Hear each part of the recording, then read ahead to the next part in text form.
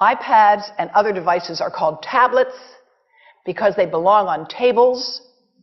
They are tested 20 centimeters away from that big guy that I showed you before. 20 centimeters away. They are not approved to be held in the laps of little children, although millions of kids are having them now in schools because the people involved in educational technology and those involved in public health research are not talking to one another. Because if they were, they would understand that you're giving children a two-way microwave radiating device, and if you must give them such a device for learning purposes, put it on airplane mode so that it's not sending and receiving signals as it does otherwise. Now, this is some new modeling, again, that we've developed with colleagues in Brazil, and we can share with you how we've done it. We first start out with the MRI and create the model with 1 millimeter voxels, and this is quite a bit of work goes into creating this, and here is what it looks like after a period of 6 minutes. And that's really not as bad as it might look because you see the red area only gets partway through the eye of the adult, right? The one that we're really concerned about is this one with the young child. And this is a 3-year-old brain that we modeled.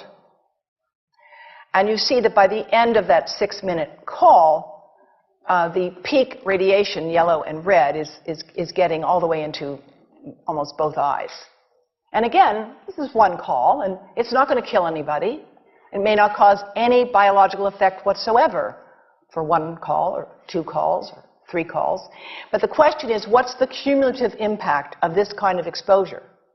How do we evaluate it? And I want to show you an example of some of the work that we are doing now that I'm releasing here for the first time. And this is a modeled microwave radiation dose of a 6-year-old with greater levels to the frontal and temporal lobes, eyes and cheek. And watch this here. Now, yellow, white, and red are the hottest, all right? And if you look carefully, you will see it's going into the eye, the nose. Do it again, just so you'll get to see it. And partly into the brainstem. Now, that's just showing you that there's going to be some exposure into that area of a young head. It doesn't tell you that there's any biological effect, right? Now, the next slide is going to show you something that might be of interest to students and faculty here. And that has to do with exposure to the reproductive organs. We call them the gonads. I think you say the testicles. And bone marrow. And look here at the radiation as it gets into the groin area. And that's just from having a mobile phone modeled into the pocket. And this, again, is based on a normalized SAR with I think we had a dipole antenna. Now, the breast. The breast is mostly fat, contains a lot of fluid. Things that contain fat and fluid cook faster in the microwave oven. Now, a cell phone can't cook anything, all right? Mobile phones do not pop popcorn. That was a fraud. They don't make any heat that we know of, otherwise they wouldn't be permitted.